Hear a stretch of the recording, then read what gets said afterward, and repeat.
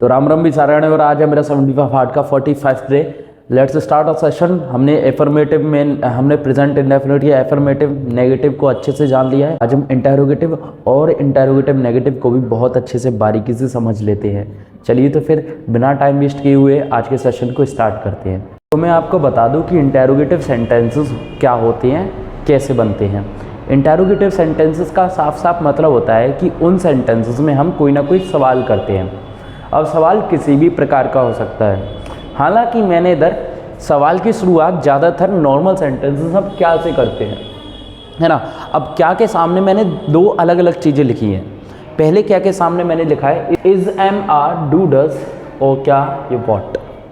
तो इधर क्या है कि हम 1 2 3 4 5 6 इन 6 में से किसी एक वर्ड का अगर क्या आता है तो उसका यूज़ करेंगे। अब वो वीडियो में जानते हैं, ये चीज़ बड़े आराम से जानेंगे। नेक्स्ट है अपने कैसे, कहाँ, क्यों, किसके साथ, कब से, कितने आदि। यानी जब हमारी WH फैमिली के जितने भी वर्ड्स हैं उनमें से कोई ना कोई एक वर्ड आना ही आना है, यानी कोई ना कोई सवाल करने वाला शब्द आना ही आना होता है। इसलिए हम इसे इंट्रोगेटिव यानी प्रश्नवाचक वाक्य कहते हैं। सबसे पहले मैं आपको बताने जा रहा हूँ कि क्या के साथ इज़ एम आर का यूज़ कैसे कर सकते हैं। देखो, अगर मैं बात करूं कि क्या के साथ हम इज़ एम आर का यूज़ कैसे करें, तो एक सेंटेंस बना लेते हैं। क्या वह मेरा दोस्त है, क्वेश्चन मार्क। क्या वह मेरा दोस्त है। अब इधर ध्यान देखिए, अब इधर जरा फोकस अपना रखना कि ये जो क्या है इसके लिए हम व्हाट लगाएं, क्योंकि क्या का मतलब ओरिजिनली व्हाट होता है। या हम डू डज लगाएं या हम इज़ एम आर में से कोई एक हेल्पिंग वर्ब लगाएं। क्या लगाया जाए, क्या बेनिफिशियल है, क्या सूटेबल है। तो देखिए मैं आपको बता दूं कि सबसे पहले इस पूरे सेंटेंस को रीड कर लीजिए कि क्या वह मेरा दोस्त है। अब इसका जवाब निकालने की कोशिश करिए, आंसर खोजने की कोशिश करिए कि क्या वह मेरा दोस्त है। हो सकता है इसका जो आंसर है वो यस या नो में आए। हो सकता है क्या, आप खुद देखिए। क्या वह मेरा दोस्त है, हाँ या ना। तो ऐसे सवालों को हम यस नो टाइप के सवाल बोलते हैं। जब हम यस और नो के सवालों के बारे में बात करते हैं तो यहाँ पर यस भी आएगा, नो भी आएगा, इसमें से ऑप्शन रहेगा। तो ऐसे सवालों को यस और नो बोलते हैं। अब दूसरी चीज़, यस नो हमने जान लिया कि सवाल इसका जो जवाब है वो यस और नो में से ही आएगा। दूसरी चीज़ क्या कि जब आप इस पूरे सेंटेंस को रीड कर रहे हो, जब आप इस पूरे सेंटेंस को रीड कर रहे हो तो इस सेंटेंस को रीड करने पर आपको ये पता चल रहा होगा कि क्या इस सेंटेंस में कोई एक्शन है या ना, है या नहीं, नहीं है। क्यों कि क्या वह मेरा दोस्त है। अब इस सवाल में क्या एक्शन हो सकता है, इस सवाल में कोई एक्शन नहीं हो सकता कि वह मेरा दोस्त है। अगर ऐसा होता कि मेरा दोस्त कहाँ जाता है, कहाँ जाता है। अब जाने वाला यानी जाना एक तरह से आपकी एक्शन हो गई, क्रिया हो गई, और जाने की इंग्लिश होती है गो। तो जैसे ही जाना आया समझ जाइए कि गो आएगा, और गो आया इसका मतलब क्या कि कोई ना कोई एक्शन ज़रूर है। और अगर एक्शन है तो भी आप ध्यान से देखिए कि क्या मेरा दोस्त वहाँ जाता है, हाँ या ना, हाँ या ना। इसका मतलब आपके सामने अब दो सेंटेंस लिखे हैं। एक ये कि क्या वह मेरा दोस्त है, दूसरा क्या मेरा दोस्त वहाँ जाता है। अगर आप ध्यान लगाएं तो इस सेंटेंस का जो जवाब है, इस क्वेश्चन का जो जवाब है वो भी येस और नो में आ रहा है, और इस क्वेश्चन का जो जवाब है, जो आंसर है वो भी येस और नो में ही आ रहा है। तो सर हम क्या समझे कि हम इधर क्या लगाएं, व्हाट लगाएं, इज लगाएं, एम लगाएं, आर लगाएं, डू लगाएं, डज लगाएं, क्या लगाएं। तो समझिए क्या वह मेरा दोस्त है। जब इस सेंटेंस में कोई एक्शन नहीं है, ठीक है, और इस सेंटेंस में कोई एक्शन है, तो हमेशा याद रखें कि ये जो सेंटेंस है ये आपका प्रेजेंट इंडेफिनिट का है, क्योंकि इसमें एक्शन आ रहा है। आना जाना, खेलना कूदना, नाचना पीना, जाना मटकना, खेलना, व्हाटएवर जितने भी सारी चीज़ें वो आ गई। लेकिन इसमें ऐसा कुछ नहीं है। जब इसमें ऐसा कुछ नहीं है, इसका मतलब ये कि इधर आपका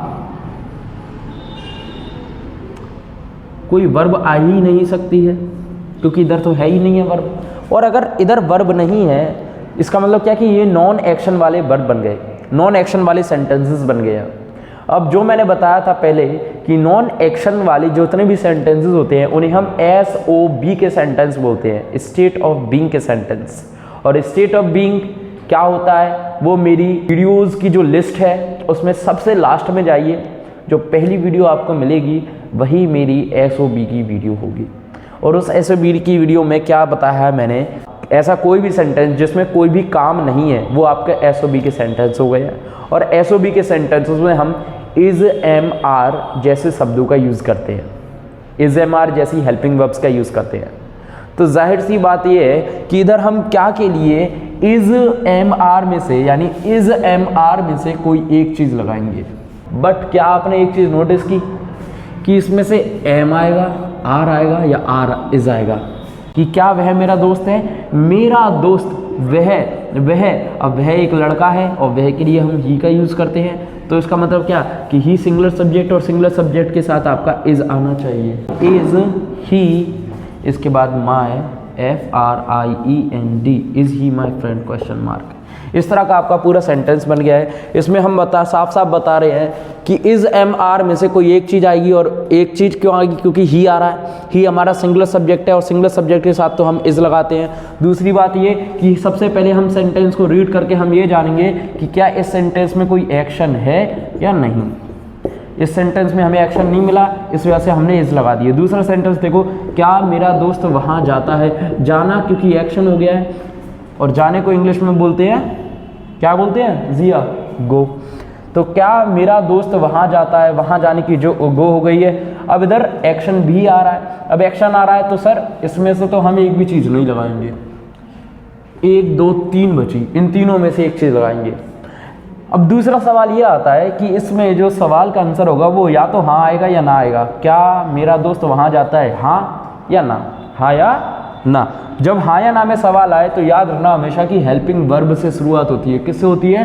हेल्पिंग वर्ब, यानी व्हाट नहीं आएगा। तो क्या मेरा दोस्त वहाँ जाता है? Does my friend go there. इस तरह का आपका सेंटेंस बन गया है इंटरोगेटिव सेंटेंस का। ठीक है, तो क्या ये चीज़ आपको समझ में आ गई। तो इधर ये व्हाट कब आता है? व्हाट तब आता है, देखिए, व्हाट डज ही ईट। अगर मैं लिखूं व्हाट डज ही ईट, इसका मतलब अब इधर हम ये पूछ रहे हैं कि वह क्या खाता है, किसी चीज़, किसी नेम के बारे में पूछ रहे हैं। तो जब कभी भी हम किसी नेम यानी कि नाउन के बारे में पूछे तब हम व्हाट का यूज़ कर सकते हैं, what does he eat. I hope ये चीज़ आपको क्लियर हो गई होगी। अगली जो वीडियो होगी उस अगली वीडियो में हम इसके पूरे सेंटेंसेस को ले आऊँगा।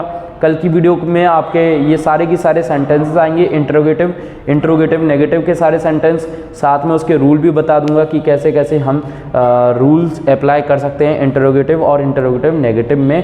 आज की जो वीडियो है अपनी नोटबुक में ज़रूर नोट कर लें, और आगे आने वाली वीडियो के लिए चैनल को सब्सक्राइब, साथ में बेल आइकन को हिट कर दीजिए ताकि मेरी जितनी भी वीडियोस है आपको सही समय पर आ जाए। अगर मिटाना इंग्लिश का college join express. Thank you so much. Like से सब्सक्राइब। जय हिंद, वंदे मातरम, भारत माता की जय। नमस्कार।